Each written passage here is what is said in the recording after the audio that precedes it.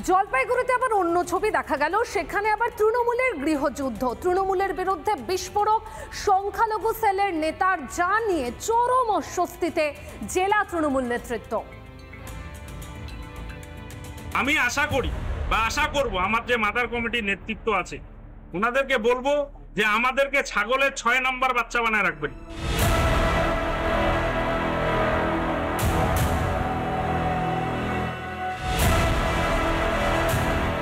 Vote এলেই সংখ্যালঘুদের কথা মনে পড়ে তৃণমূল কংগ্রেসের।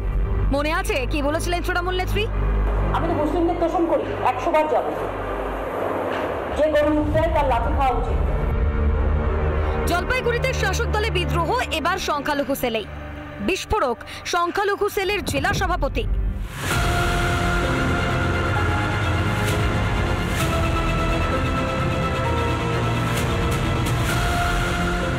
আমাদের নেত্রী একজন, আমাদের নেতা অভিষেক বন্দ্যোপাধ্যায়, আমরা জোড়া ফুল চিহ্ন আমাদের প্রতীক, অথচ আমাদের লড়াই বিজেপির সঙ্গে হওয়ার কথা, সেখানে বিজেপির সঙ্গে নয়, আমাদের তৃণমূলের সঙ্গে তৃণমূলের লড়াই হচ্ছে।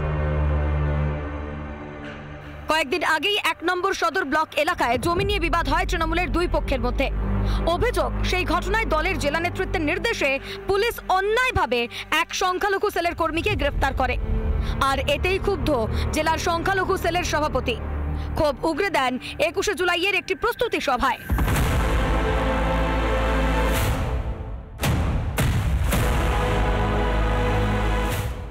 কখনো ধরেন আপনারা সংখ্যালঘুদেরকে যোগ্য সম্মান দিবেন না, কখনো জেলে পুড়ি দেবেন, বলার পরে ঠিক মতো আমাদের কথা শুনবেন না। এবং প্রতিটা কর্মীকে আমাকে সমান চোখে দেখতে হবে। আমি কাউকে মাথায় রাখবো, কাউকে পায়ে রাখবো।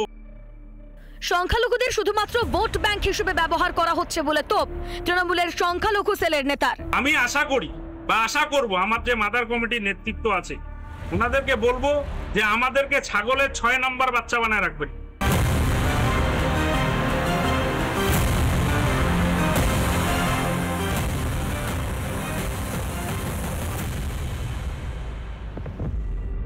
তাদের মধ্যে হয়তো কোনো মতানৈক্য থাকতে পারে এবং সেটাকে কেন্দ্র করেই হয়তো এইরকম একটা ধারণা তৈরি হয়েছে।